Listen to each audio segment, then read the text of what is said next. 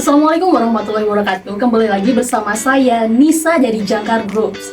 Nah, kali ini kita kedatangan tamu dari Jakarta, yaitu Mas Abdul. Iya.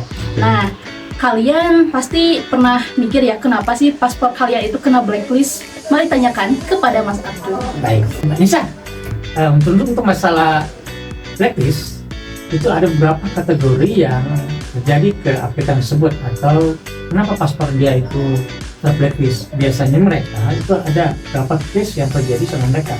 Itu baik itu satu untuk masalah kriminal yang terjadi si aplikan tersebut yang pada akhirnya dia terkena blacklist. Dan kedua, biasanya dia overstay. Overstay artinya dia sudah lama tinggal sana, bukan sesuai dengan yang ada di visa dia gunakan.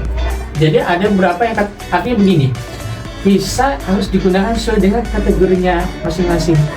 Kalau jika untuk visa kerja harus menggunakan sebagai kerja, jangan sampai untuk hal yang lain. Dan atau sebaliknya, atau visa misal untuk visa kunjungan digunakan untuk visa kerja. Dan pada akhirnya nanti menimbulkan itu dia overstay. Nah, karena nanti adanya overstay tersebut, timbullah nanti itu namanya blacklist dari negara tersebut. Itu message saya untuk lebih detailnya. Dan juga Pak, saya mau tanya, untuk kita yang warga Indonesia tapi yang ada di Malaysia berada, tetapi paspornya itu kena blacklist, apakah bisa kembali ke negara asalnya atau gimana? Ya, untuk bagi mereka yang sudah pernah terblacklist itu sebenarnya bisa, cuma harus menunggu beberapa tahun yang dia harus mengkelirkan terlebih dahulu. Jadi nggak langsung mereka untuk langsung tiba-tiba datang sana tuh. Jadi itu kurang waktu sekitar 15 kurang 15 tahun atau sekitar 20 tahun kurang lebih ya.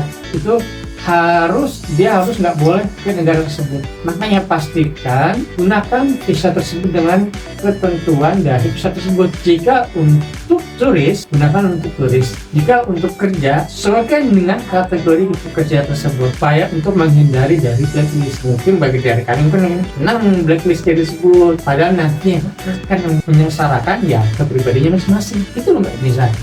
Dan juga kalau untuk TKW gitu ya Pak, kalau paspor kena blacklist kan nggak bisa pulang dulu ya.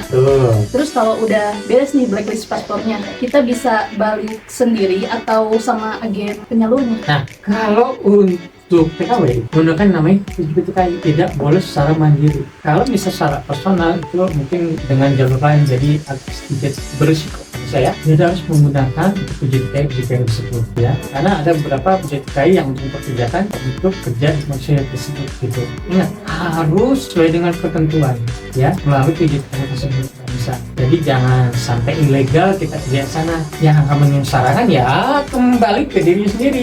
Mau senang ya silakan, mau sesuai dengan ketentuan ya lebih enak gitu, pikir ke dalam negara.